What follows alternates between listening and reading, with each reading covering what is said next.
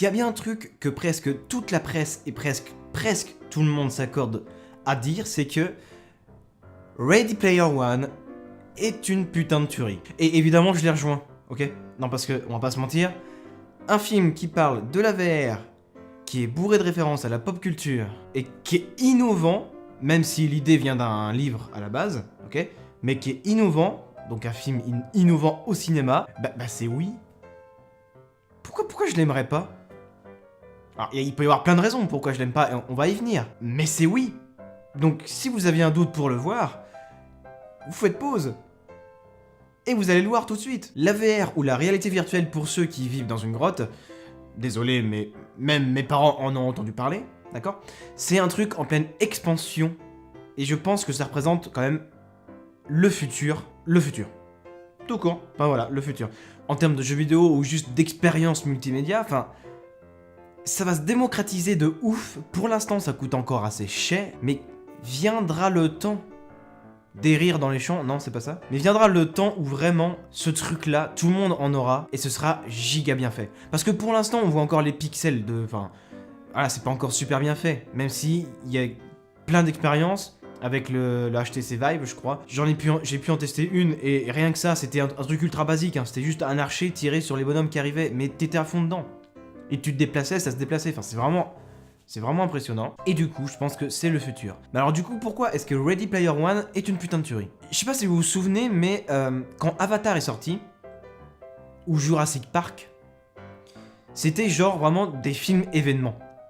Tout le monde en parlait. Avatar, il est resté je sais pas combien de temps au cinéma. Moi, c'était ma première expérience 3D, comme beaucoup de gens.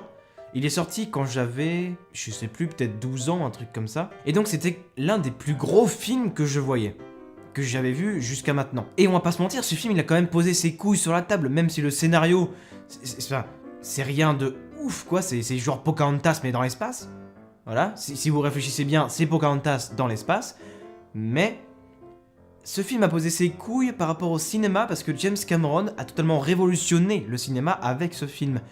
La 3D, c'est lui qui a fait venir la vraie 3D, enfin pas la vraie 3D, mais cette 3D dans le cinéma. Et Ready Player One, c'est exactement la même chose, mais avec du live action. Le live action, si je me trompe pas, c'est le fait que tout soit produit numériquement, mais que ce soit des acteurs qui aient des capteurs sur eux. C'est pas fait 100% par ordinateur. Tous les gestes, c'est fait par des acteurs qui, après, l'apparence et tout ça, c'est changé.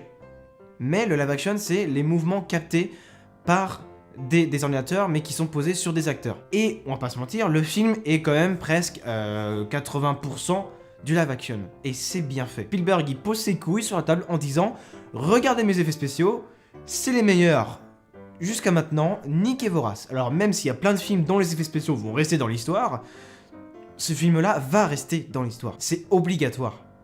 C'est une tuerie. Il est trop bien, ce film est vraiment trop bien. Ça démocratise un peu la VR, ça nous montre un peu ce que ça pourrait être dans le futur. C'est ce qu'a fait le livre dont est inspiré le film. Le fait est que je suis un bon geek, pas un énorme, mais je connais pas mal de références à la pop culture. Beaucoup, même sans avoir vu les films. Je connais les références. Et ce film en est bourré de A à Z, c'est génial. C'est Spielberg qui s'est fait plaisir. À chaque son, même le son, les musiques, les bruits, ça vient de partout. Il y a des références, tu t'en bouffes pendant 2 heures. Et c'est trop bien, parce que c'est bien fait. C'est pas des références comme dans le dernier Pacific Rim, hein, voilà, dont j'ai fait une critique, vous pouvez aller quelque part là ou là, je sais plus, enfin on s'en fout, mais il y a une référence de geek pour dire, regardez, nous aussi on est LOL. Voilà. Alors déjà, tu ne dis plus LOL en 2018, merci, mais là c'est bien fait, parce que c'est au cœur même du récit en fait. Ce film ne serait rien sans la pop culture, et c'est le cœur du scénario. Le créateur de l'Oasis, donc qui est le monde virtuel, est fan de toute la pop culture. La pop culture qui est à notre époque, alors un peu encore avant, genre ça débute dans les années 80-90, et jusque dans les années 2000-2020, un truc comme ça. Donc la pop culture du film, on est en plein dedans. Le créateur de l'Oasis, dont il y a toute une épreuve d'énigmes pour choper le contrôle après, parce que l'Oasis est devenu l'élément central de peut-être pas la population mondiale, mais de toute une très grande ville, au moins. Il y a une société qui veut choper le contrôle pour mettre des pubs partout, voilà, c'est genre... C'est genre Google, comme si d'un seul coup Google n'acceptait plus AdBlock et vous traîniez sur internet, ça va très vite devenir insupportable. Là c'est pareil, mais en réalité virtuelle. Mais le film est drôle, l'idée est bien amenée. Le film, il y a tellement de com et tellement de gens qui vont vous dire qu'il est bien que je peux pas vous dire autre chose. Allez le voir, point, je vais pas détailler. Ouais, là il y avait un faux raccord quoi, on s'en fout, c'est un film événement, vous allez le voir. Pour vous faire votre avis. Même si vous avez un peu peur, parce que Spielberg c'est un grand réalisateur, ok? C'est pas mon réalisateur préféré, mais c'est un grand réalisateur. Donc vous allez le voir. Il y a des tas de références à vous faire plaisir, ou même juste c'est une expérience. C'est comme, je sais pas, c'est comme Interstellar quand il est sorti, c'était vraiment un truc qui durait 3 heures. Bah voilà, Interstellar c'était une expérience. Avatar pareil, mais ce film là c'est pareil. C'est la même chose, allez le voir. Ça parle de VR, ça parle de pop culture, il y a des bons acteurs, c'est bien fait, on s'accroche au scénario, à la fin, on est comme ça, oui! Mais il en faut pas plus. Vous pouvez pas dire que c'est un mauvais film. Vous pouvez dire que ça vous a pas plu. Le scénario, le fait que ce soit en live action et pas filmé tout le temps en réel et tout ça, oui. Pas de soucis, je peux comprendre. Mais que vous dites que le film est nul, non. Il est tout sauf nul. La VR peut s'appliquer dans plein de cadres différents. Et c'est très intriguant parce que on peut faire des jeux de tir. Meurs, meurs, meurs, meurs, meurs. On peut regarder des vidéos de grand 8. On peut regarder des vidéos porno. Oh. Ah. C'est con. On peut voyager dans la galaxie. Ouais.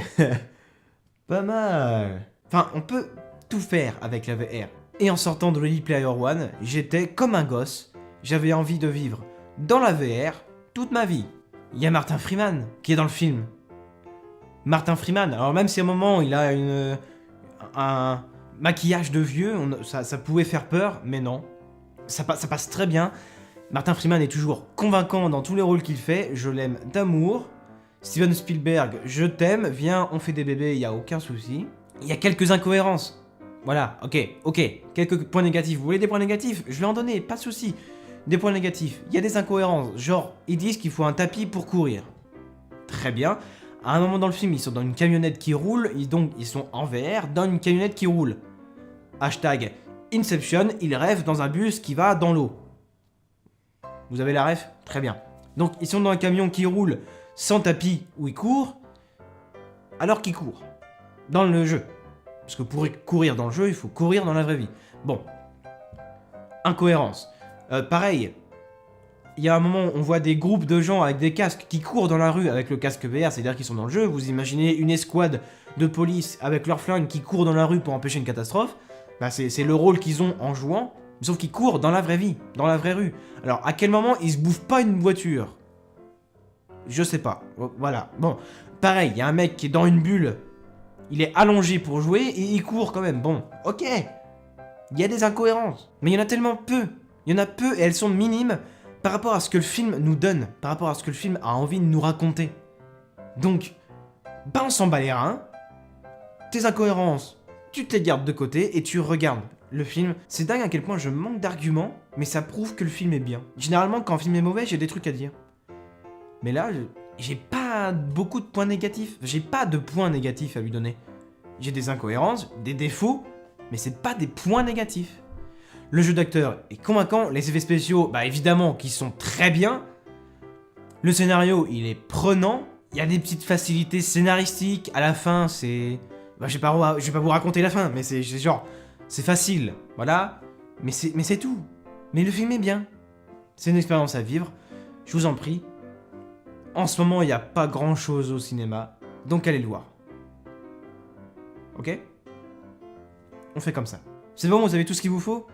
Bon, bah tant mieux, dans ce cas-là, vous pouvez vous abonner à la chaîne, partager la vidéo, ça fait super plaisir, genre vous partagez, vous montrez à vos potes, hey, regarde, ce mec-là, il est stylé, tu peux le regarder, je deviens le meilleur youtubeur de France, et on est content. Voilà, vous pouvez lâcher un pouce bleu ou mettre juste un commentaire, genre vous avez bien aimé ou pas, dites-moi ce qui va pas, enfin comme d'habitude.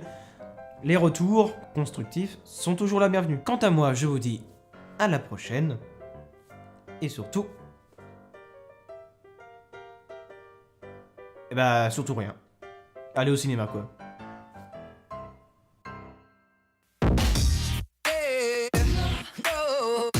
No, no, no.